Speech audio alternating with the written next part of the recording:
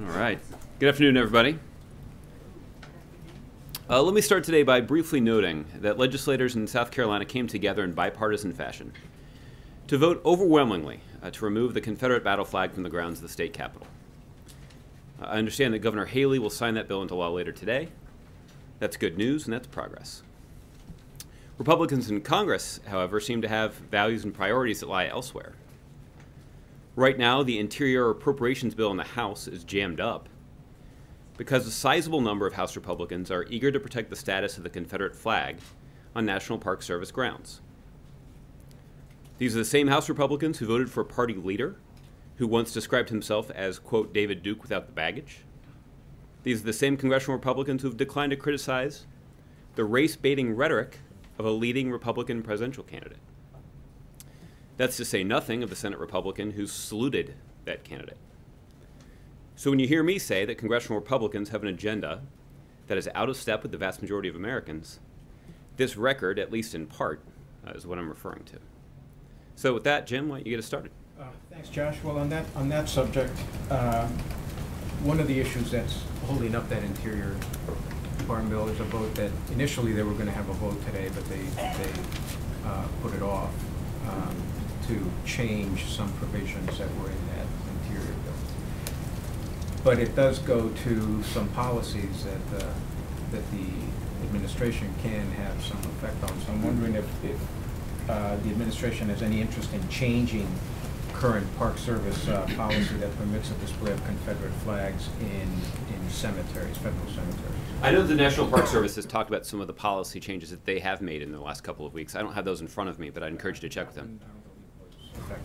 Well, we can check on that for you. I know that there are a number of announcements that they made that were related to the sale of Confederate flag objects and gift shops and those kinds of things. So we'll walk through we'll see if we can get you a list of those details. But there are a number of changes that the National Park Service has made, and we're certainly supportive of the amendments that were passed by voice vote in the House of Representatives on Tuesday. I believe it's precisely those amendments that would limit the display of the Confederate flag on National Park Service grounds that Republicans are trying to reverse. But if you could do that through executive action, why not just take care of it that way? Well, like I said, I think there are a number of things, a number of policy changes that are related to this that the National Park Service has already announced. Okay. And we can get you a list of those. So, as we're waiting for Secretary Kerry to give us an update from Vienna, I wondered if he'd maybe care to preempt him and just tell us. I'm definitely not going to do that. But I do think that Secretary Kerry, will later this afternoon, East Coast time, offer an update on the status of the talks. Okay, in any event, it does look like negotiators are going to bust through the latest deadline, and which would essentially give Congress an extra 30 days if there were a deal for them to review it. Do you all think that if there is a deal, that August presents you with a better opportunity to sell the public on this, or does it present opponents with a better opportunity to make a case against it? Well, I'm confident that there will be critics of the deal who will say that they would like to have additional time to try and criticize the agreement. That said, we continue to have confidence that the terms of the political agreement that were reached in Lausanne will be the parameters of a final agreement if one can be reached in Vienna. And the reason for that is that's essentially what the president has established as his bottom line. And the president continues to be confident that an agreement like that would effectively shut down every pathway that Iran has to a nuclear weapon. And it would put in place the most intrusive set of inspections that have ever been imposed on a country's nuclear program to verify Iran's compliance with the agreement. Now, this final agreement has not been reached yet. There still continue to be some obstacles to reaching that final agreement, but that's the only kind of final agreement that President Obama and the American negotiating team will sign off on. The good news is that this is the only kind of final agreement that our international partners will sign off on as well. So the president has succeeded over the last several years in building an unanimous international front to compel Iran to come to the negotiating table and to make serious commitments and concessions that will ensure that any sort of nuclear activity that exists in Iran exists solely for peaceful purposes. One of the issues that has appeared lately is Iran's demand for lifting the UN arms embargo. Is that out of the question as far as the Obama administration is concerned?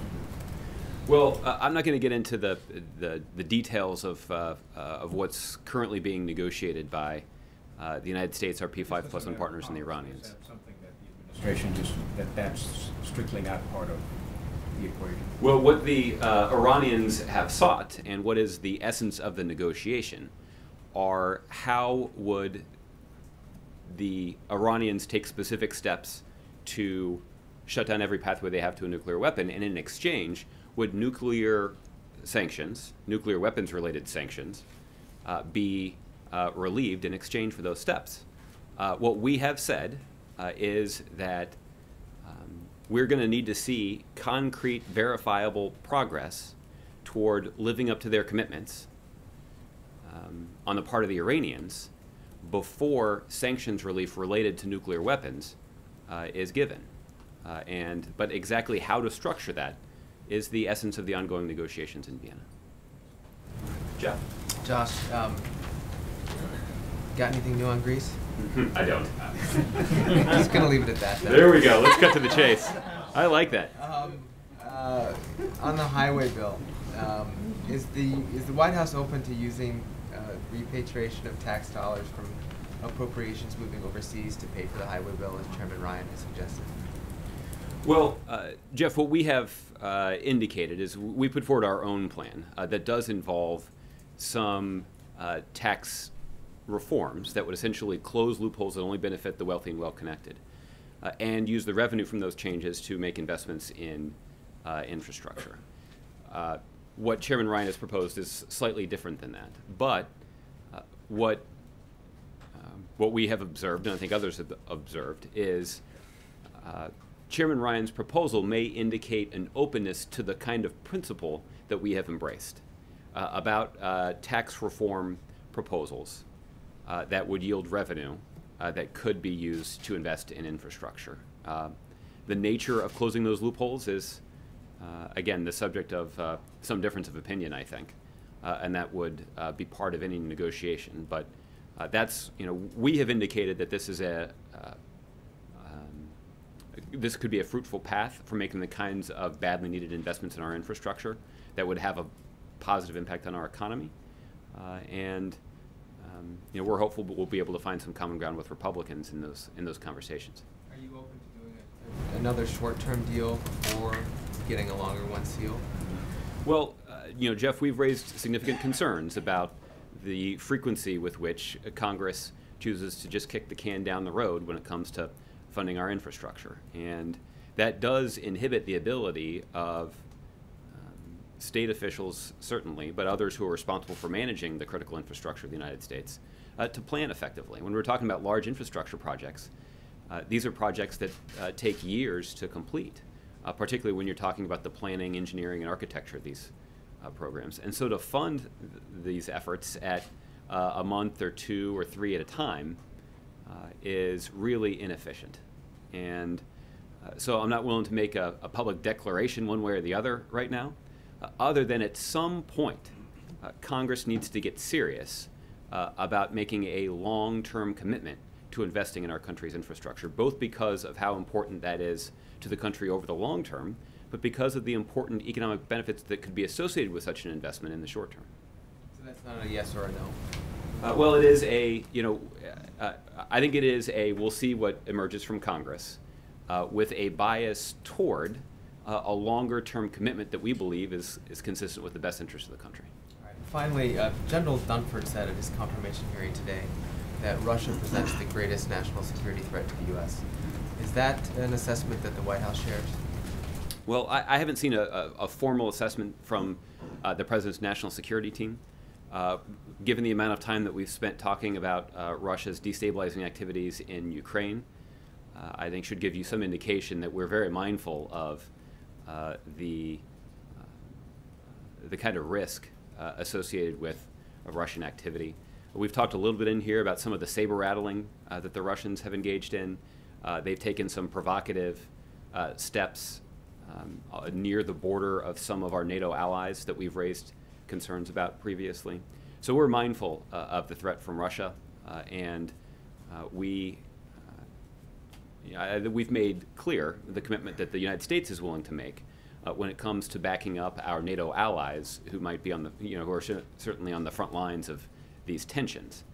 At the same time, Jeff, it's also clear that we have been, in some areas, been able to effectively coordinate with the Russians to advance the interests of the United States. And the best and most vivid example of that I can give you is that Russian negotiators have been active and constructive participants in Vienna, sitting on the same side of the table as the United States, as we compel Iran to take the steps to shut down every pathway they have to a nuclear weapon. The president did sort of mock his rival in 2012, Mitt Romney, for saying that Russia was the greatest threat to the U.S. national security. So I'm just curious what he thinks about this person who he's chosen to be the next Joint Chiefs of Staff saying the same thing today. Well, obviously, since that time, we've seen the kind of activity from Russia that makes their activities, somewhat more concerning. Their destabilizing activities in Ukraine, some of the stepped-up saber-rattling that we've seen from them, both as it relates to their nuclear program, but also as it relates to some of their military activities near the borders of our NATO allies. So I think it's fair to say that these kinds of assessments are dynamic based on the activity and the situation on the ground. But again, certainly General Dunford is somebody who spent a lot of time thinking about these issues and has his own view. But I think he would be the first to admit that that reflects his own view and it doesn't necessarily reflect the view of or the consensus analysis of the President's national security team. Okay. Jim. Does the President believe that American workers need to work longer hours and harder to improve the economy? Jim, I can tell you that the President believes that the data indicates very clearly that the American people are working very hard. And by some measures, working harder than ever. What we have unfortunately not seen is that hard work be fairly rewarded with an increase in wages. That we are seeing American workers work harder, that they're being more productive, but we're not seeing those wages raise at the same at a corresponding rate. And that's why the President has made it a policy priority to try to find ways to make sure that American workers are getting paid fairly. So one way we can do that is to raise the minimum wage. A number of states have taken that step. We've seen even some private sector companies take that step when it comes to compensating their employees. The President believes that workers who are working full-time, trying to raise a family of 4 at the minimum wage, shouldn't be trying to raise that family below the poverty line, but yet that's what they're doing right now. So the President believes that American workers deserve a raise. Just last week, the President announced that the hardest working Americans should deserve fair pay if they're working overtime. And that's why the President announced a rule change that could potentially allow 5 million Americans to get a raise when they work overtime. That is consistent with the priority that the President has placed on trying to make sure that Americans can get a fair paycheck. But there's no doubt that by just about any measure that American workers are working harder than ever. But is Jeb Bush onto something when he does say that the American economy depends too much on part-time workers and that they need to be full-time and that there are too many people who are underemployed in this country? Well, there's no doubt that the President is very focused on trying to expand economic opportunity for everybody in this country. We can get you the updated data on this, but what our economists have told us is that if you take a look at the job growth that this country has experienced over the last 4 or 5 years in the aftermath of the Great Recession, that the vast majority of the jobs that were created, we're talking on the order of 80 or 90%, were actually full-time jobs. And so that's an indication that our economy is moving in the right direction. But we've long indicated that we would like to see more policies be put in place here in Washington, D.C. that would create more jobs, that would create more good-paying jobs, and that would allow those Americans who are currently working really hard to be paid fairly. And whether that means giving minimum wage workers a raise, or ensuring that more Americans who do work overtime can be properly compensated for their extra work. And just briefly on Iran, kind of a housekeeping thing. Okay. There was a message today that there would be a joint news conference here and a news conference in Iran if and when a deal is announced. Is that accurate? And is that a signal that things are closer than we've been told? When you say here, you mean In the United States by this president, and then in Iran by their leadership. Yeah, well, I'm not aware of any sort of planning that is actively being coordinated between the United States and Iran as it relates to the logistics of announcing an agreement. Right now, we're focused on trying to reach an agreement. Okay. All right. John Decker. Thanks a lot. I'm curious, from what you know, has the president and the vice president, have they had any discussions about the possibility of the vice president joining the 2016 presidential race? As you know, the president and vice president speak frequently, including having a regular weekly lunch, but I don't have the details of any of those conversations to share with you. What would, in your view, the vice president add to the equation if he were to decide to join the 2016 race? Well, again, I think the fact that the president chose Joe Biden to be his vice president, a decision that the president has often described as the best political decision he's ever made, I think is all of the indication that you need about what a good President Obama thinks Joe Biden would make. It's almost an endorsement. Not really. April. Josh, I want to ask you your opening statement about the Confederate flag, Mm-hmm. and you even diverted a little bit into the presidential contender who's making some divisive comments about immigration. Yeah, the leading Republican presidential candidate said some of those things. Wow, compared to yesterday, you didn't even want to talk about it. What a difference it did. So, okay, with that, and understanding that you wrote this in conversation and consultation with people around the White House, what did the president talk to you about within the last 24 hours about this issue himself? What is he saying? I haven't talked to the president about this issue in the last 24 hours. About the Confederate flag or about Mr. Trump? No. Well, when it comes to the issue of Trump, and I'm going to pose the question that I asked you yesterday. Ryan Priebus 2 weeks ago told me that this nation is more united than it is divided. And then we're hearing that he has tried to wrangle Trump. He's trying to bring him in.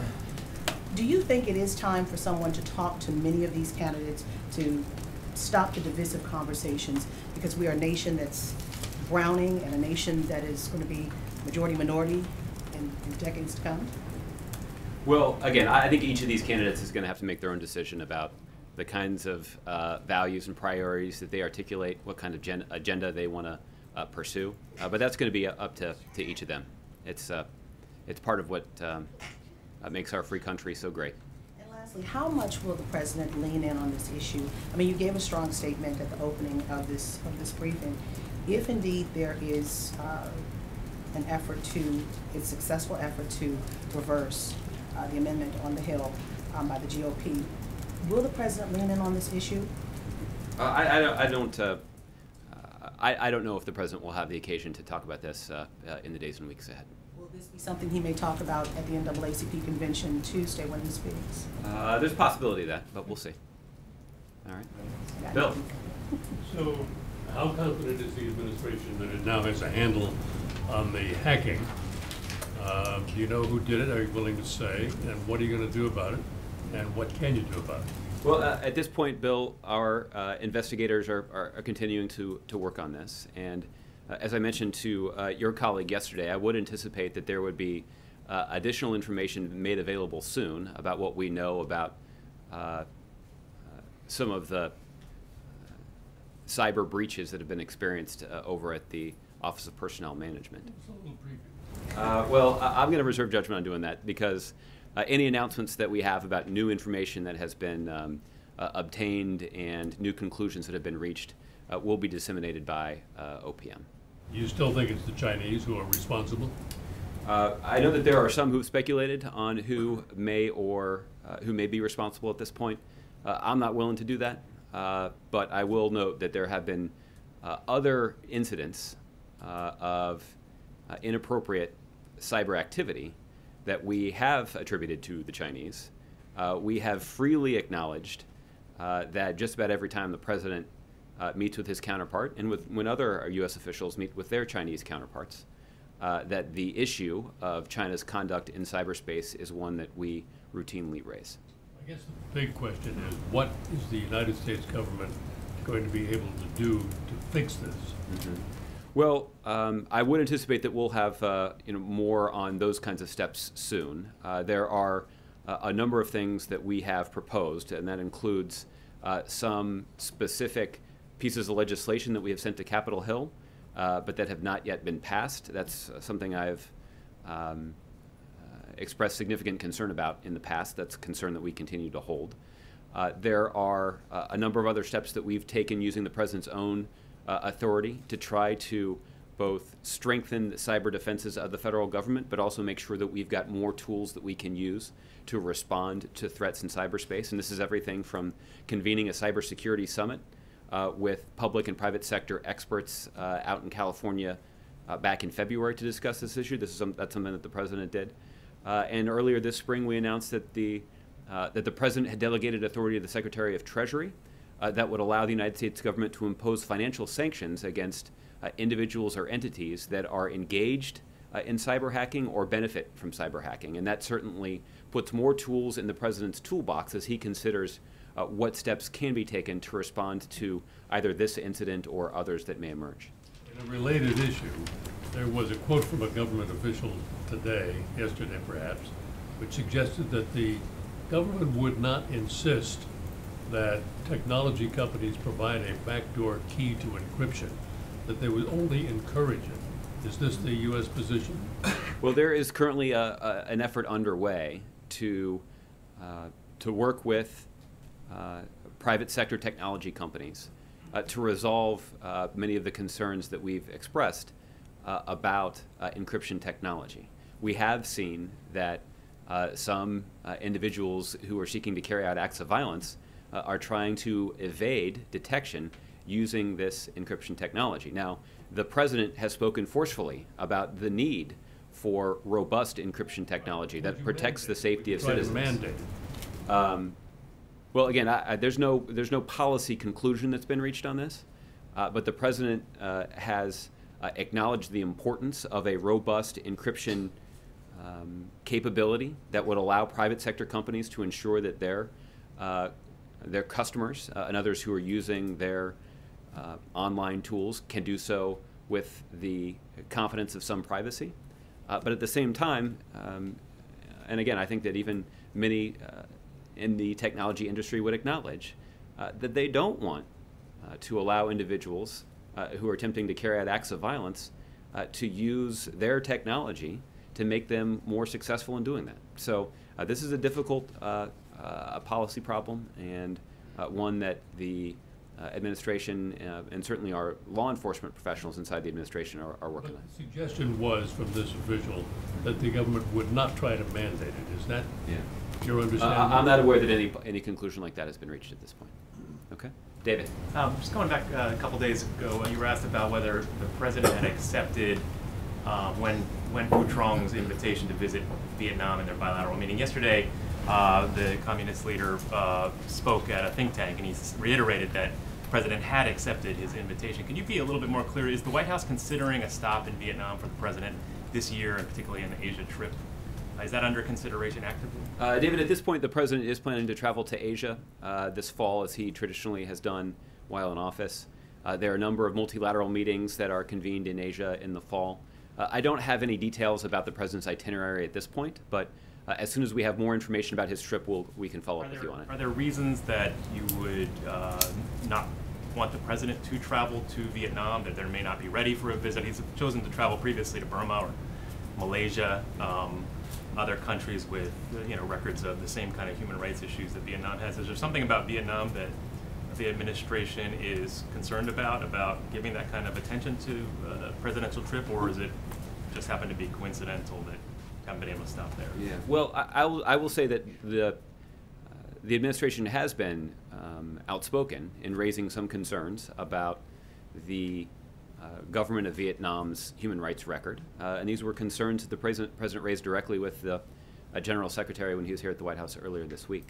But as it relates to the president's travel, I just don't have any details on his Asia itinerary yet at this point. Would a trip to Vietnam be predicated on, progress on TPP and certain steps that Vietnam promises to take, either on opening their economy or improving their human rights record? Is that how you decide? Could you talk a little bit how you would decide whether to go? Well, there are a range of factors that would go into making a decision about travel to Vietnam, and we obviously have a lot of business that we're trying to do there, and certainly an important part of that business is trying to complete the TPP agreement. But again, there are a lot of factors that go into any sort of presidential trip, particularly an international one, and so I wouldn't pin a decision on the president's itinerary to one specific policy issue. Okay, Julie. Thanks.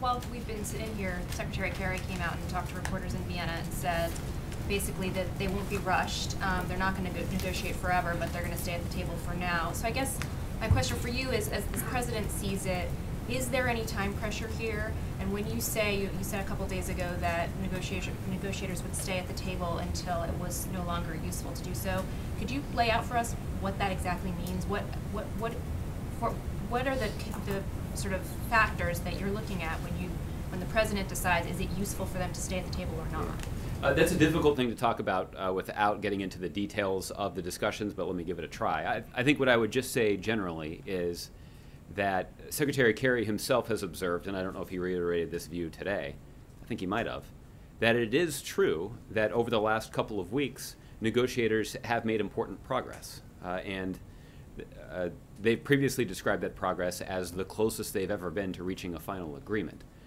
At the same time, Secretary Kerry has acknowledged that there still remain significant obstacles to a final agreement. And I think what the president and the negotiating team are looking for is a genuine commitment on the part of everybody sitting around the table, including both the Iranians and our P5+1 partners, to trying to constructively resolve the remaining sticking points. And as long as there is tangible evidence that there's a constructive effort underway, then the talks will continue. Does Iran bringing up new issues at the negotiating table, would that prompt U.S. negotiators at this point to walk away? I mean, is that seen as a sign that they're not really serious about, as you've said many times, implementing the framework that was agreed upon earlier this year? Well, again, I'm not aware that that any last minute. I'm not aware of the last minute introduction of any new details necessarily. But even if that did occur, I probably wouldn't talk about it from here, just because we're trying to protect the ability of the negotiators to have their conversations in private until we're ready to announce an agreement.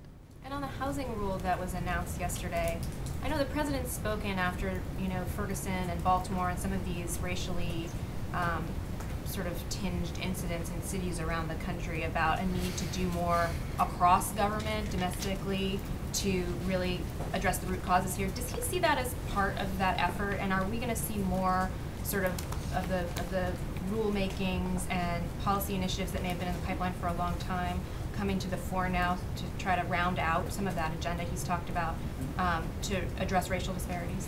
Well, I don't have any announcements in mind when I say this, but I think you can expect that the president and his administration are going to continue to place a priority on advancing policies that will expand economic opportunity for every American. And this is the step or the rule that was announced by the Department of Housing and Urban Development is an example of the kind of rule that will make it more likely that every American has access to quality, affordable housing in this country. And there has been some interesting academic data to indicate that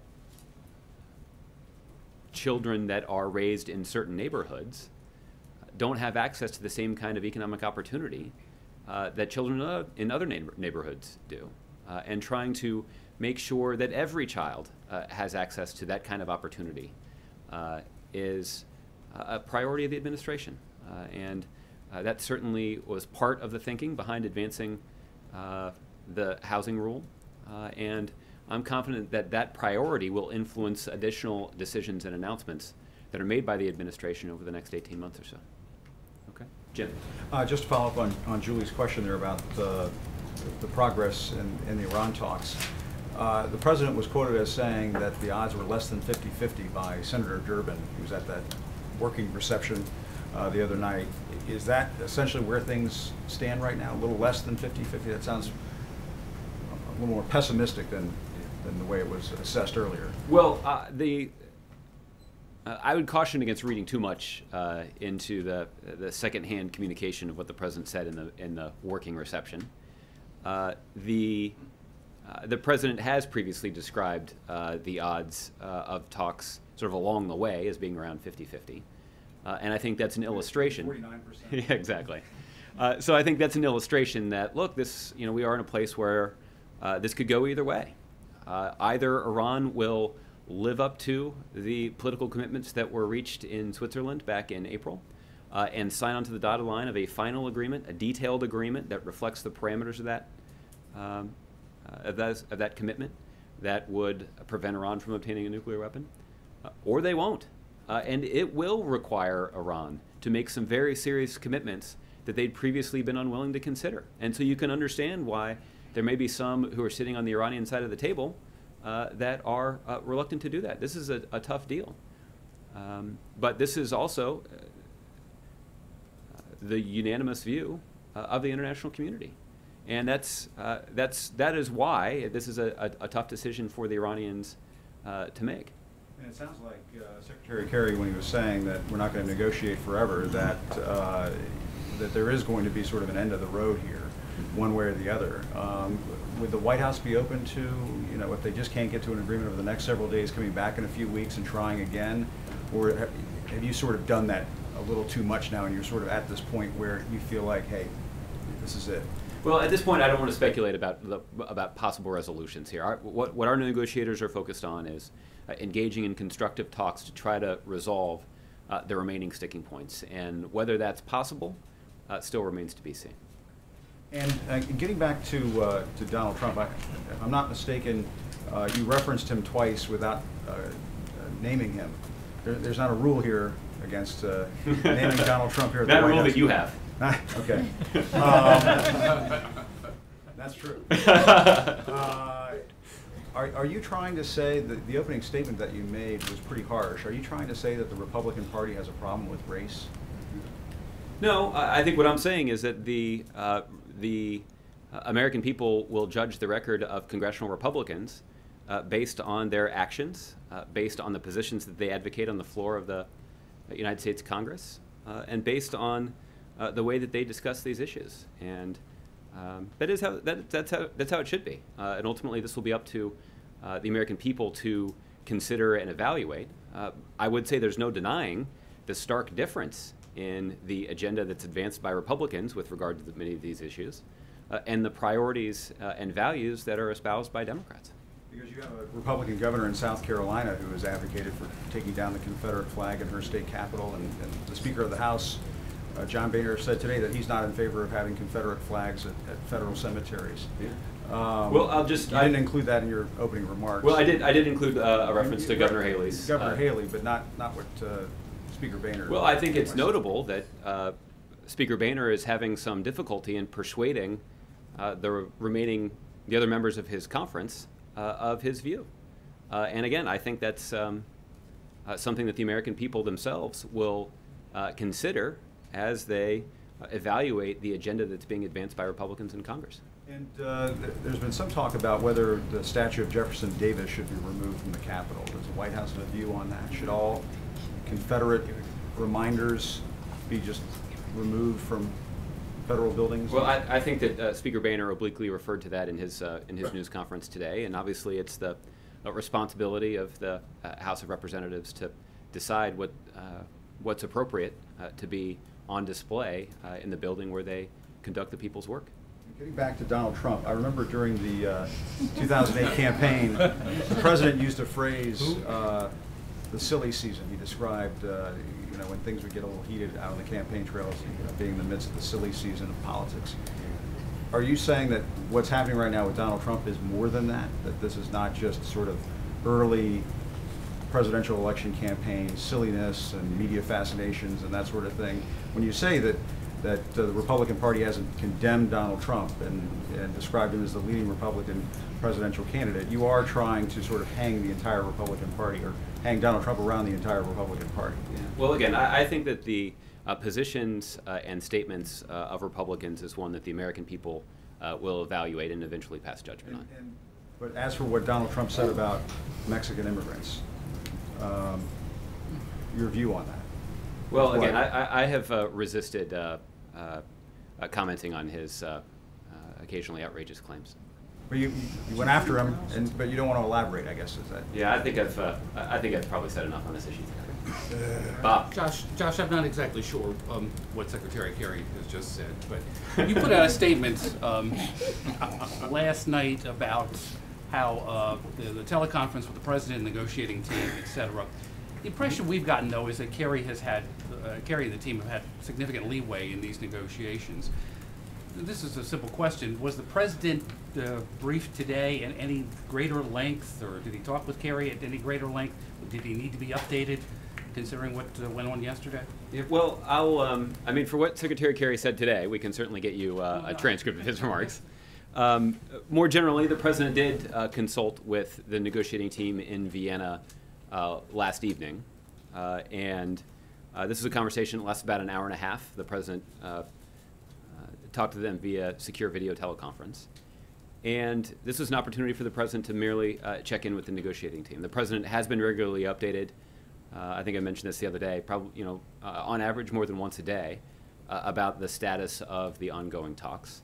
And I think it is fair to say that President Obama has a lot of confidence in Secretary Kerry, Secretary Moniz, Ambassador Wendy Sherman, and the other senior members of the negotiating team to represent the interests of the United States and ensure that they are advocating consistent with the strategy that the president has laid out. So yes, the president has a lot of confidence in their ability to conduct these negotiations. At the same time, I would also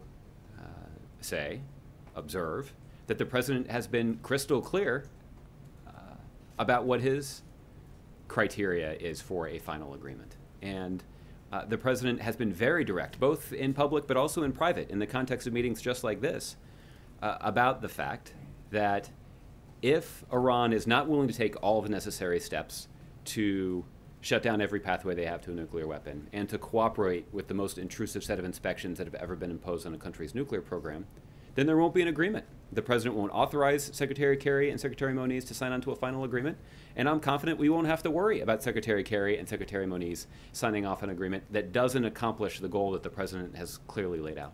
Okay, I guess the point of the question was there a need to update the president today significantly if things have changed since the teleconference? I see. I don't know that there's been a significant change since the conversation that they had last evening. I do think that the president was updated this morning on the status of the talks. I don't know how robust that update was, given he talked about it for an hour and a half the night before. Okay. Tolu. Thanks, Josh. Following up on Jim's question, do you see any upside or benefit to extending the 30-day period to 60 days? Does the White House see any positive side of that? Well, again, I guess what our view of this is that it's immaterial.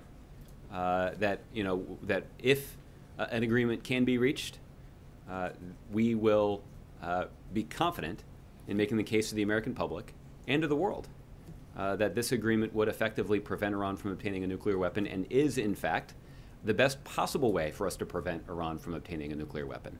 That reaching a diplomatic agreement along the lines of the one that we have described, that is backed up by strict verification measures to ensure Iran's compliance with the agreement, is a better way to prevent Iran from obtaining a nuclear weapon than all the others that are contemplated.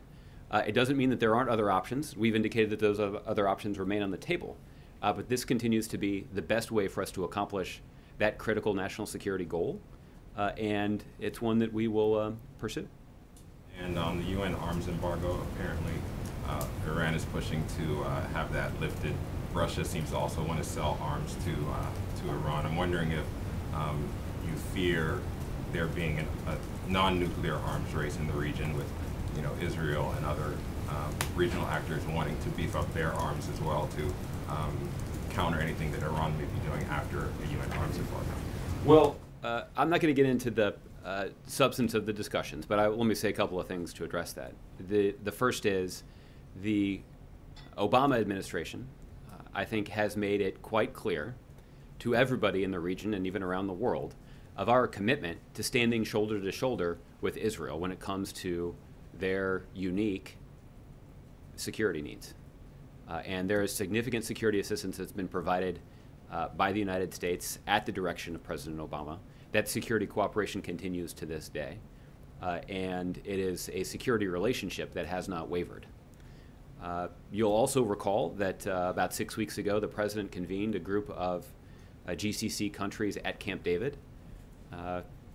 And part of that discussion was focused on how to strengthen the security relationship between those countries and the United States, and among those countries themselves. How could the United States facilitate stronger security relationships among those countries? And that conversation reflects the volatile region of the world in which those countries are located. So the United States certainly values those important relationships. Some of those relationships with GCC countries have been important to advancing our national security interests in the region and around the world. And strengthening those relationships is an important priority. But one way that we can strengthen those relationships is to facilitate the ability of those countries to work together to better provide for their own security. And all of those efforts are ongoing, mindful of the destabilizing impact that Iran will continue to exercise in the Middle East, even if we're able to reach a final agreement about their nuclear program. Just one more on the Americans who are held in Iran. You've said that's not really the principal focus of these talks, but you said on the sidelines that some of that is going on. That's correct. I'm wondering if the extra time, the additional delays have provided any opportunities for maybe having an announcement that includes the release of any of those individuals, or whether or not you're sort of foreclosing that as an option of announcing those things at the same time. Well, at this point, I don't have an update on the status of our efforts to secure the release of some American citizens that we believe are unjustly detained in Iran. I will tell you that we continue to make a forceful case to the Iranians that they should be released. And we're going to continue to do that. And that takes place sometimes on the sidelines of the ongoing international nuclear negotiations. But it's a matter that's kept separate. We've gone to great lengths to make sure that the status of these individuals doesn't get overly wrapped up in the efforts to resolve the nuclear situation there. But do you feel that you would be able to tell the families that there'd be a better opportunity aside from this, extended period of face-to-face talks at a high level to get their family members back in the future if it isn't done now? Well, I think that remains to be seen. But what we will continue to do, in the event of a deal or even in the event of no deal being agreed to, we're going to continue to advocate for the release of these Americans that we believe are unjustly being detained in Iran. Okay. Cheryl. Thanks, Josh. I'd like to try to pin you down a little bit on highway funding. Yesterday, the Transportation Secretary said that there's a need to break the cycle of these short-term extensions, and that he might recommend that the President veto another short-term extension. Would the President be open to that? Well, Cheryl, for the specifics of Secretary Fox's comments, I'd encourage you to check with his office. But based on the way that you've recounted them, I'm not sure they're materially different than what I've described as our position, which is that it is our view that the repeated use of short-term extensions does have a negative impact on our economy and on our ability to make tangible, critically needed investments in our nation's infrastructure. And that our strong preference is that Congress get to work on a longer-term agreement that would allow the federal government to make a long-term commitment, a long-term investment in America's infrastructure. This obviously would be a decision, a commitment that is welcomed by the nation's governors and the nation's mayors in both parties because they deal firsthand with some of the neglected infrastructure upgrades that are needed. And so that is essentially our position, that we believe that these kinds of short-term extensions have not been good, and it's time for Congress to focus on a longer-term investment and commitment to our infrastructure. Okay, Carol. The president had with Secretary Kerry last night that's different from the one you read out from yesterday afternoon, or the same one? No, the same one. That late in the day yesterday. I guess it was yesterday afternoon, and we let you all know early yesterday evening that took place. The president's, or Secretary Kerry said that the president told him in that conversation that he can't wait forever to have a conclusion to these talks one way or another. What did he mean by that? What is his time frame? I think that was essentially another way of saying that if a deal cannot be reached that is consistent with the parameters that were established in Lausanne, that the American negotiating team will walk away. And the president said that very forcefully in public, and I think that's the point. As long as the talks continue to be useful, Secretary Kerry, Secretary Moniz, and others will be deeply engaged in trying to reach a final agreement. But if those talks don't appear to be useful anymore, and there does not seem to be a constructive engagement on the part of the Iranians to resolving the remaining sticking points in the negotiations, then the president won't hesitate to bring his team home. So there is a scenario in which the talks could, I mean, you're basically saying that at some point the talks are no longer going to be useful? Well, I think at some point it will become clear that they're no longer that the talks are no longer constructive. And again, we've been very clear about what our expectations are for a final agreement. And the question is, can the Iranians make those commitments? And as long as they are working constructively in the context of those conversations to talk about how they can make those commitments, then we'll keep having those conversations. But if at some point it becomes clear that they're no longer willing to seriously commit to constructive conversations, then the American negotiating team will come home. And that means that you completely walk away from talks, or that you try to get some sort of arrangement where you could keep the interim agreement in effect? Well, I don't want to speculate about the outcome, but there's no doubt that the interim agreement that's been in place for about a year and a half now is an agreement that has been good for the country and good for national security. The fact is that agreement has succeeded in freezing in place Iran's nuclear program. They have not been able to use diplomatic talks as cover to advance their nuclear program, something that they have done in the past. And there are even some key aspects of that agreement that have rolled back important parts of Iran's nuclear program.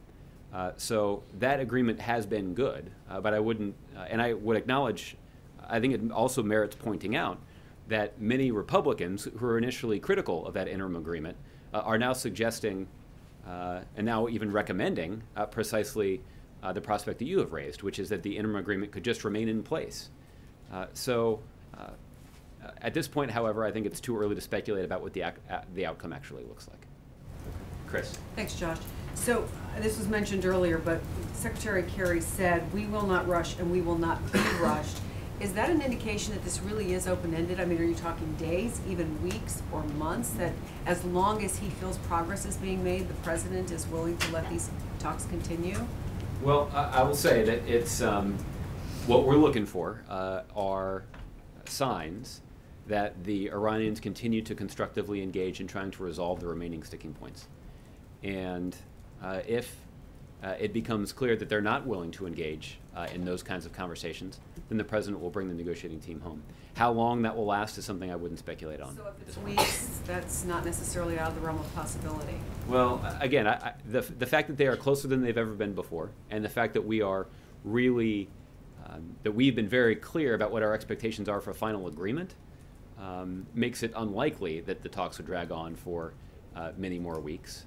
But again, I wouldn't speculate on the outcome here. And it goes to 60 days for the review in front of Congress and gives opponents more time to essentially try to get the votes to scuttle an agreement. Does that in any way, if it goes to 60 days, change the parameters of what kind of deal would be accepted, or what kind of deal John Kerry would bring back to the president to say, not only do I think this is a good deal, but it's one we can get through Congress? No, it wouldn't. And again, the 60-day thing is not something that we're particularly concerned about. The only reason they went from 30 to 60 days is to accommodate the 30-day vacation that members of Congress are planning for themselves. So We're not too concerned about the 30 to 60 day window here, right? But the point is, it would not have a substantive impact on a final agreement that could be reached. If the final agreement is settled, consistent with the parameters that we've agreed to in Lausanne, then there'll be a final agreement. You mentioned that you had not talked to the president in the last 24 hours about the Confederate flag, but there was an impassioned speech given by a Republican state representative who happened to be a descendant of Jefferson Davis that probably changed the outcome of that decision in the South Carolina legislature. I'm wondering if you know if the president saw that or had any reaction to it. I don't know if he saw that or not. Okay. Kevin? Josh, thanks. Yesterday you took a run at this, and I want to kind of come back to it, in that sanctuary cities and what that policy really means from the White House perspective. Do you support sanctuary cities? And you talked a little bit about secure communities and priority enforcement, but for the folks that don't sort of get down into the weeds, broadly speaking, sanctuary cities, does the president support that idea? Is that something the White House believes in? And if not, why not? Kevin, the sanctuary cities movement was a movement that was essentially a response to significant concerns that have been raised by local law enforcement officials about the Secure Communities program. And back in November, when the president announced a whole suite of executive actions that would reform our broken immigration system, the president essentially set aside the Secure Communities program and implemented the Priority Enforcement program. This is a different mechanism for for local and federal law enforcement officials to coordinate their efforts in terms of enforcing our nation's immigration laws. And the Priority Enforcement program is one that is currently in the process of being implemented. And we have sought to implement that program with the goal of significantly improving the ability of local and federal law enforcement to work together on this. So we would expect, as this program gets implemented, that you would see better and more effective cooperation between law enforcement entities when it comes to enforcing our immigration laws. So from the White House perspective, as they are currently run, sanctuary city programs leave a lot to be desired. Is that fair to say? Well, I think what this is evidence of is it's evidence of the fact that the executive actions that the president took were consistent with his goal of introducing greater accountability to our broken immigration system. Right now, when you talk about sanctuary cities and raising concerns about them, what's Congress doing about it right now? Congressional Republicans aren't doing anything. But they would have been able to take an important step in voting on comprehensive immigration reform legislation that had passed the Senate in bipartisan fashion, but was blocked in the House. This would have made a historic investment in border security and would have beefed up the capability of our law enforcement agencies to deal with those who have entered the country illegally and pose a threat to our communities and even pose a threat to our national security. But because Republicans in Congress didn't act, and in fact actively blocked that legislation, we now are trying to use the president's executive authority to bring some much needed accountability to our broken immigration system. And that's exactly what the Priority Enforcement program would do. You make the point that Congress hasn't acted, but the president hasn't come out personally and said, I don't think this is a good idea. I think it's unlawful to sort of give a pass to people who are here illegally and not hold them over and make sure that they're transported to federal authorities either. He hasn't come out and said that. I disagree with that, Kevin. The president has been very forceful in suggesting that our limited law enforcement resources should be focused on deporting individuals who do pose a threat to communities or to our national security. And the president has taken, not just talked about it, he's actually taken tangible steps to try to bring about that end. And that's because he does believe that public safety should be a priority when it comes to enforcing our immigration laws. And in fact, he's put in place policies using his executive authority over the objection of Republicans to accomplish that goal. Let me ask you specifically about an online petition right now that's being sent over to congressional lawmakers. More than 150,000 signatures proposing something that they would call Kate's Law to honor the slain young woman in San Francisco who was murdered by an illegal immigrant who had been deported some 5 times and committed several crimes while here. Some of the idea behind that petition would be to make mandatory 5-year sentences in federal custody for any illegal immigrant who leaves, or is deported, I should say, and then comes back and is caught or in many cases committing a crime. If that makes its way through Congress, would the president sign something like that? The I notion that would put people who are here legally, deported, then come back, send them to prison.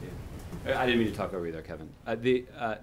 I haven't seen any sort of evaluation of this specific proposal by the administration, but I'm confident our folks will take a look at it, and if it's able to make its way through Congress, we'll have a conversation with members of Congress about that. Okay. Pam. On another petition question, is the president aware of that petition that seeks to strip Bill Cosby of his Presidential Medal of Freedom?